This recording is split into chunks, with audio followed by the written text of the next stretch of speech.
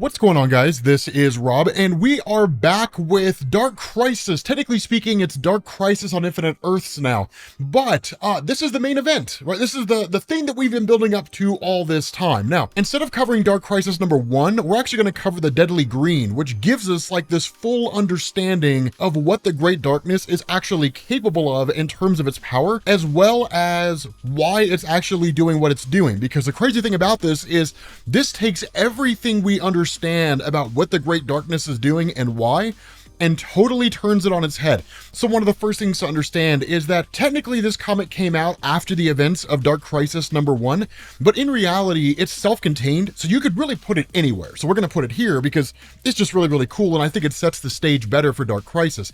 But what this does is it basically opens up with, you could call it the new Justice League if you want to, kind of the remnants of the Justice League, because the traditional Justice League was defeated by Pariah, right? We called that, or we covered that in the last video that we did, where they're basically out of the picture now, right? So Kal-El, Superman, Bruce Wayne, Batman, Wonder Woman, those guys, they're not here anymore, right? All you have are just kind of their descendants, right? Or other members of the League that are really more reserve members than anything else.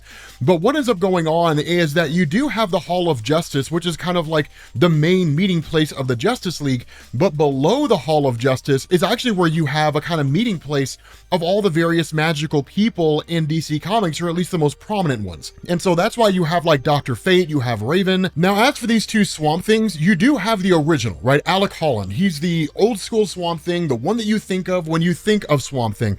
Levi, I think is how you pronounce his name, is the new kid on the scene, right? It's basically an instance where DC was trying to bring in a new Swamp Thing to kind of see how people might respond to it. It's basically a guy from India who eventually started tapping into the green and basically became another version of Swamp Thing out there. But the important and really the significance here when it comes to this is really Alan Scott himself. And one of the things to know is that yes, Alan Scott is a Green Lantern, but he's also not at the same time. When it comes to Green Lanterns in DC Comics, 99.999%, meaning basically all of them except for Alan Scott, get your Green Lantern ring in the traditional way, meaning that it taps into the emotion of willpower. It's your Kyle Rayners, your Hal Jordans, those guys, you know, all that kind of stuff. With Alan Scott, it was a little bit different. Alan Scott was the result of DC trying to take his character the way he existed in the 1940s, when he basically got a Green Lantern ring that was more based on magic and rolling it in. So even now, he is a member of the Green Lantern Corps, but the nature of his ring is different. But the reason why this matters is because when it comes to things like the Great Darkness in DC Comics, what Joshua Williamson and DC have been doing here is establishing the Great Darkness as a sort of yin to the presence's yang, right?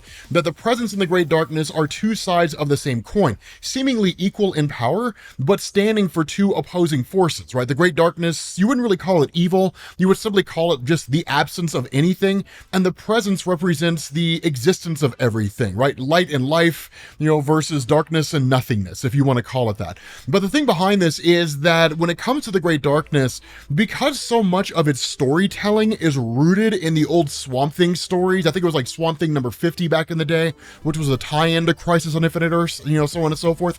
A lot of the stories that you see involving the Great Darkness largely deal with magic, and DC isn't really deviating away from that. If anything, they're kind of expanding the Great Darkness beyond the confines of magical storytelling, and because it's permeating every facet of the multiverse, now it's affecting all the non-magical stuff as well. But the reason why this is so significant is because with Alan Scott's ring representing light and life being a magically based ring, it's the means by which they can access the Great Darkness because they don't have a traditional method to do that.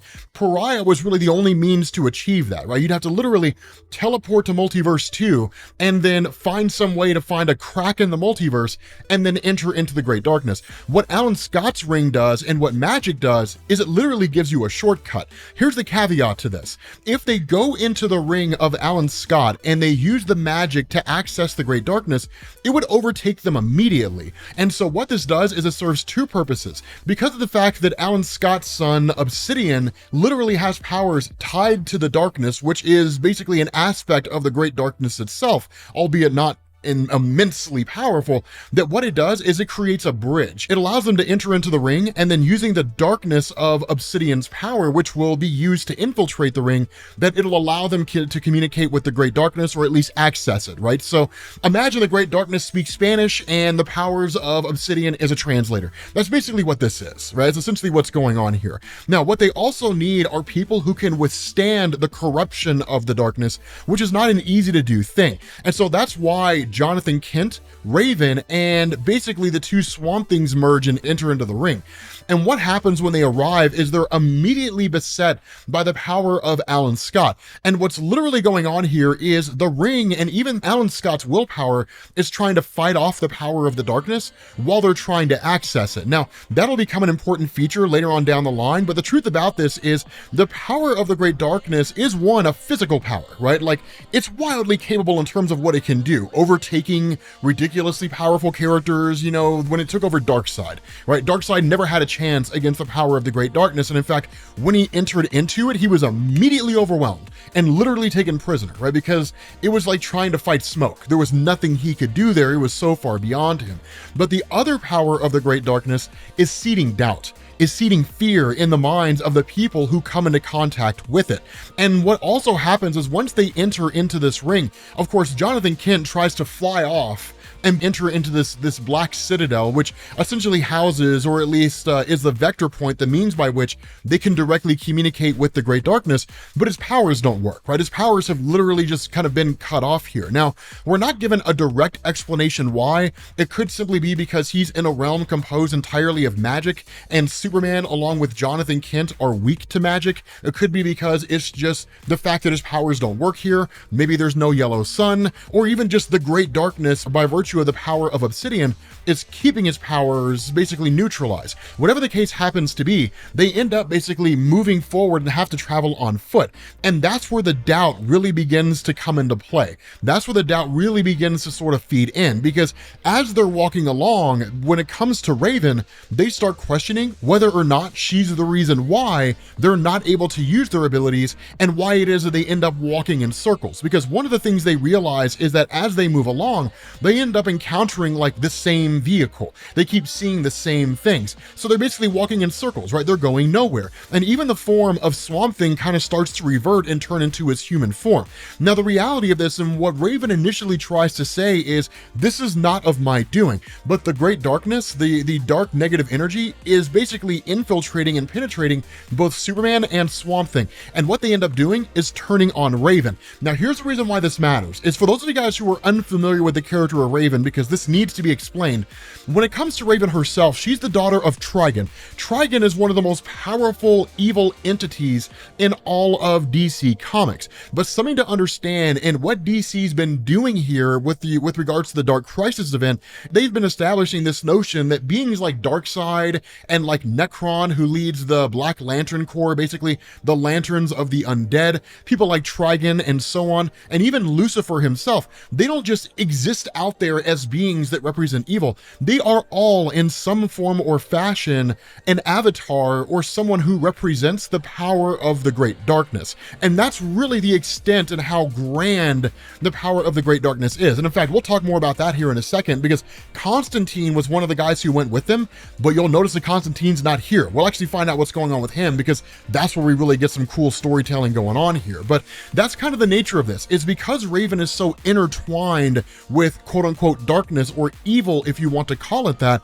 that their thought is she's the reason why their powers don't work, or the reason why they're walking in circles, or something along those lines, right? She's making her move, or she's a villain. Now, it doesn't make any sense. It's completely illogical, and that's not arbitrary. In fact, it's designed to show us how corrupted they're becoming by the power of the Great Darkness, that it twists and screws up everything it meets. And in fact, they become so corrupted that they start attacking Raven. They start going after her, like trying to destroy her. Now, ultimately, she ends up using her power to basically subdue Jonathan Kent and sort of free him from this corruption he's experiencing. Now, the kind of corruption that they're getting is relative to the individual person. In the instance of Jonathan Kent, he lives under the shadow of his father, Kal-El. And so his big fear and big concern is he'll never live up to the man that his father was. But when Raven is able to basically subdue that fear, able to hold it at bay, and really convince Jonathan, you're your own man, right? Like, be your own hero. It kind of cures him of this corruption to a degree.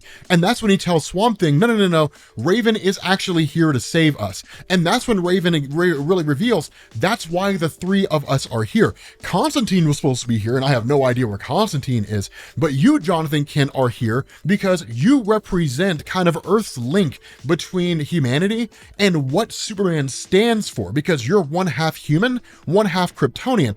From an idealistic standpoint, Superman is everything humanity could become, right? The greatness of what humanity could truly achieve if it put its problems aside and started focusing on becoming better as a whole, as an actual group, as opposed to people functioning on a selfish and individualistic level. You, Swamp Thing, represent light and life on Earth because you're tied to all living things, more nature and plants than anything else, but still, you represent the kind of sum total of life on Earth because it's by way of oxygen-rich giving plants and oxygen-rich giving trees and so on that life can even flourish in the first place.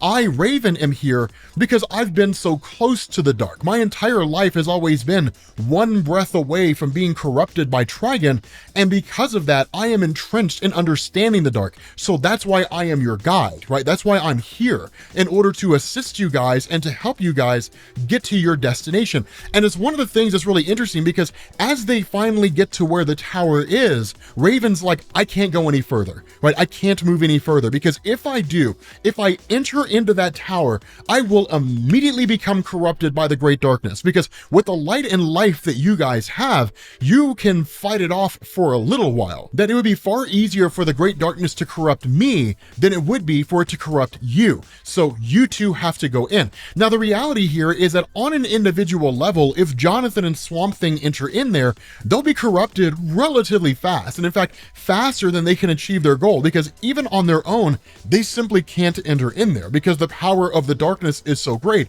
that it actually starts to override the very light that they possess, right? Their goodness, so to speak.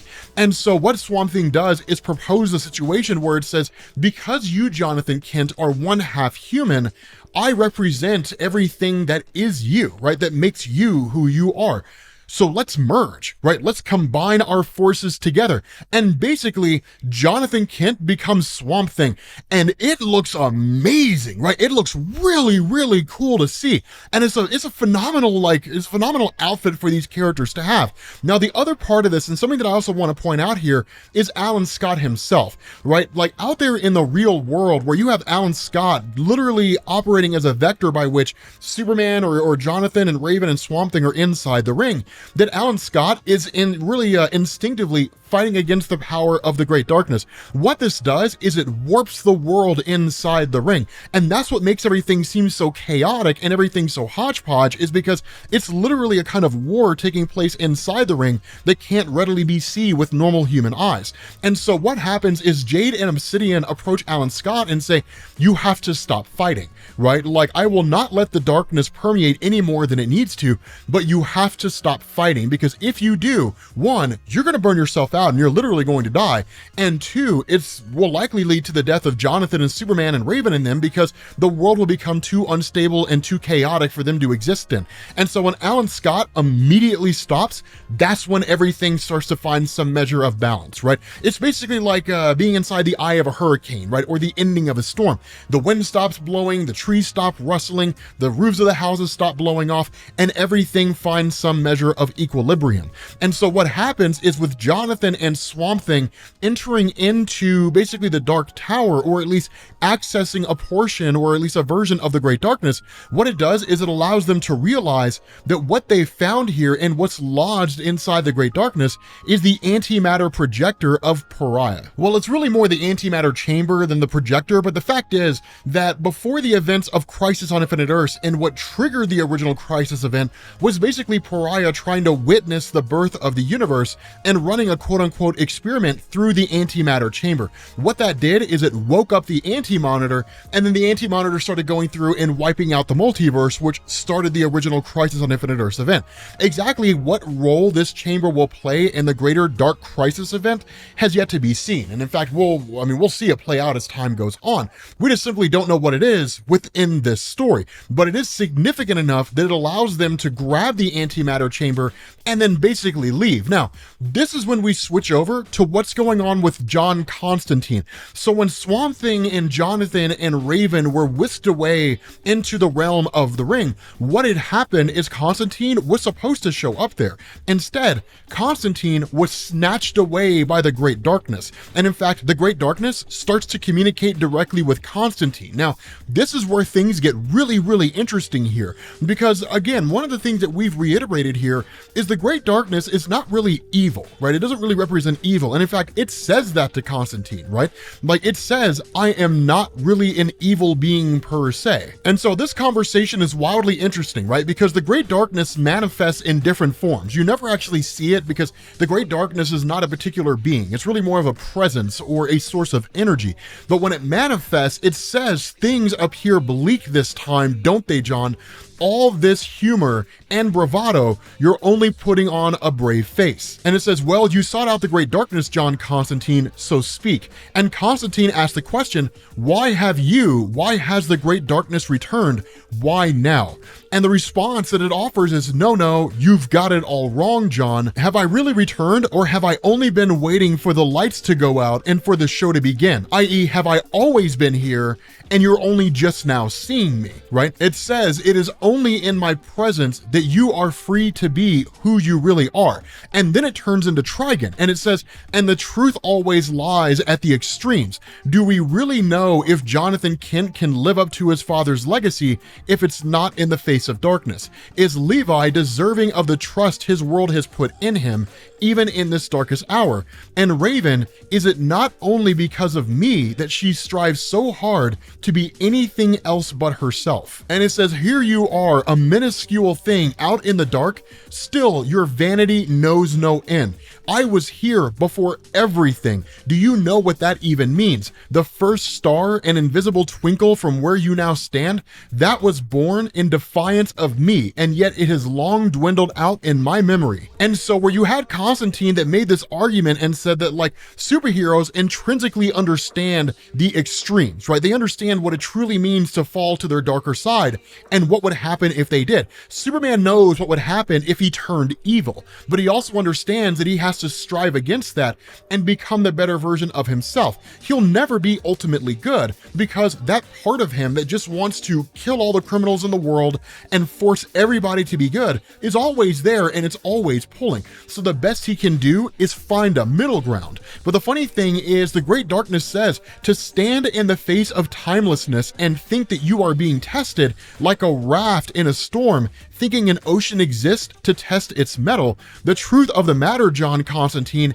is that my eternal existence is the canvas against which you play out your struggles. Without knowing where the edges lie, how could you possibly fathom the middle? You have opened my hand seeking answers and found it to be empty. What the Great Darkness is basically saying here is, every dark desire that exists out there, every instance or every feeling that Superman has where it's like, I could kill Lex Luthor, or every instance where Batman's like, maybe I should kill the Joker, right? Every time they have that feeling, that's the Great Darkness, right? The Great Darkness is the part of all existence, every living creature, every sentient creature that has a desire to fall to their baser instincts, to fall to their evil and darker side. That's the Great Darkness, and that's the pull that they're always always trying to avoid. That's what it means when it says that my eternal existence is the canvas against which you play out your struggles. Now, it also goes on and it says, it is your own hubris that has brought you here. The corruption, like me,